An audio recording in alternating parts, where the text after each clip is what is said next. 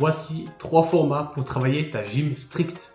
Dans le monde du CrossFit, la gym stricte est une base très importante pour performer au mieux.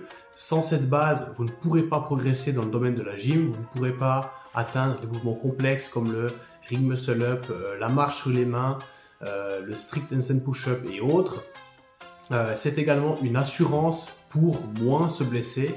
Donc si mon corps est capable de maîtriser sa propre charge dans l'espace de manière stricte sur plusieurs répétitions, grâce à ça, lorsqu'on fera des mouvements plus dynamiques, ce sera une assurance que j'arrive à maîtriser et à garder mon intégrité articulaire sur des mouvements qui seront avec de la vitesse. Cette base essentielle, ce serait un peu comme conduire une voiture de course sans frein de qualité. Donc facile à accélérer, impossible à freiner, le crash est assuré. Le premier point, ça va être de définir des standards qui vont être très précis. Chaque mouvement devra avoir une position de départ et une position d'arrivée afin de pouvoir répéter cette exécution dans le temps. Donc si la semaine 1, je fais une traction en partant bras complètement tendus, je passe le menton et ensuite je reviens bras tendus, et que la semaine 2, je tire, j'arrive avec la barre au front et je retends le bras, évidemment, je ne pourrai pas comparer mes performances dans le temps vu que le standard n'est pas le même. Ensuite, vous pouvez commencer par une phase de test pour qualifier à l'étape 1, à la semaine 1, où est-ce que vous en êtes dans le temps. Est-ce que j'arrive à faire une répétition ou 20 répétitions du mouvement demandé? En pratique, si j'arrive à faire 3 strict dips avec un certain standard, ça sera ma base sur laquelle je pourrai progresser. Si j'arrive à faire 10, ce sera ma base, mais très important de poser un point de départ pour pouvoir voir une progression dans le futur. Ensuite, je vais vous exposer 3 formats possibles. Le premier, c'est le concept de l'EMOM. Donc, chaque minute, je vais faire un certain nombre de répétitions. Si je suis très à l'aise, je vais faire, je ne sais pas, peut-être 4-6 tractions sur la minute pendant un certain temps. Deuxième cas de figure, je ne suis pas du tout à l'aise, donc je vais faire une répétition par minute sur un certain temps.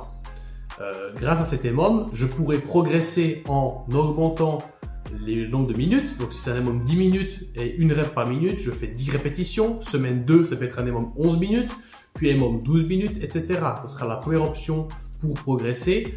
Dans un deuxième temps, on pourrait imaginer augmenter le nombre de répétitions sur la minute. Donc je ne fais pas une répétition, mais 2. Et comme ça, sur un EMOM 10 minutes, je ne fais pas plus 10, mais 20 répétitions. Donc ça, évidemment, je pourrais augmenter EMOM 7 minutes avec une répétition par minute, puis 8, puis 9, puis 10. Et ensuite, je vais essayer de faire un EMOM 5 minutes avec 2 répétitions par minute. Et comme ça, j'augmente gentiment le volume sur mon entraînement. Le deuxième format sera de faire un certain volume durant la semaine. Donc, admettons, semaine 1, je vais faire 20 répétitions réparties sur la semaine. Je me fixe 3 ou 4 jours durant lesquels je peux faire ce nombre de répétitions. Semaine 2, je vais me fixer 25 répétitions. Donc, mon volume sur la semaine, il y a plus 5 répétitions. Donc, si j'arrive à faire ça, on voit qu'il y a une progression. Semaine 3, 30, 35, 40, 45, etc. Et j'augmente de la sorte. Troisième format, ce serait de faire un certain nombre de séries et de répétitions. Donc je pense que si vous êtes un peu plus avancé, vous pouvez faire typiquement ce format. Ce serait de faire 5 séries de 10 tractions strictes avec une 30 de pause entre les séries. Je pense que ça vaut mieux pour un avancé de faire ça qu'un débutant de faire 10 séries de 1 répétition. À ce moment-là, autant adopter le format EMOM. Ensuite, la question qui se pose, c'est comment progresser. Si ma semaine 1, j'ai fait mon EMOM ou un certain nombre de répétitions, comment est-ce que je peux progresser? Donc évidemment, il faudra calculer le nombre de répétitions et le volume que vous avez sur la semaine, sur la séance, et vous allez, au fur et à mesure des semaines, augmenter de manière raisonnable, on va dire ça comme ça, le nombre de reps. Autant progresser de manière très douce et lente et progresser sur une certaine durée que d'essayer de faire une trop grande marche et au final de faire une marche, 2 marches, en fait je suis déjà cramé. Donc prenez votre temps pour la progression en augmentant petit à petit le volume. Et ensuite, ce qu'il va arriver, et si je stagne? Donc, que faire si je stagne complètement durant ma progression? C'est possible que, encore une fois, si je reprends un exemple, je commence semaine 1, je fais 10 tractions strictes, semaine 2, j'en fais 15, puis 20, puis 25.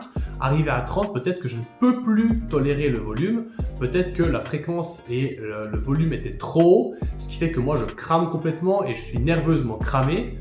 Donc là, pas de panique, ça peut arriver, c'est simplement un espèce de plateau potentiellement. Donc si j'étais à 30 répétitions par semaine et je crame à ce moment-là, je ne peux pas aller plus haut. Je redescends à 20, pas de stress, je recommence dans une situation qui est un peu plus confortable et à partir de là, semaine 1, je reprends, après 30, je redescends à 15 ou à 20 et je réaugmente gentiment, palier par palier. Et si je me suis trompé, je fais des paliers plus petits, je commence à 15, 18, 21 et je fais plus 3 à chaque semaine. Et après, on arrive à toute façon à un plafond, peut-être ce plafond sera plus 30, ça sera 36. Donc ça, c'est une bonne nouvelle, vous avez progressé. Et je redescends à 25 et je reprends comme ça et je remonte. Donc ça va être vos cycles, on va dire ça comme ça, sur une certaine durée. Et sur la durée, vous pourrez voir, comme je l'ai dit dans ma vidéo sur les cadres d'entraînement, votre progression. Voilà, j'ai commencé au mois de janvier, je faisais 10 tractions par semaine. Mois de mars, j'en faisais 40. Mois de juin, j'ai réussi à faire 60 tractions strictes sur la semaine. Donc, j'ai augmenté considérablement mon volume d'entraînement et de tractions strictes. Voilà pour cette petite vidéo sur les formats d'entraînement, vraiment pour la gym strict. C'est des questions qu'on a régulièrement, en tout cas pour les crossfitters. Si tu as des questions, n'hésite pas à me contacter via Instagram, WhatsApp ou autre. Et d'ici là, je te souhaite une bonne journée. Salut!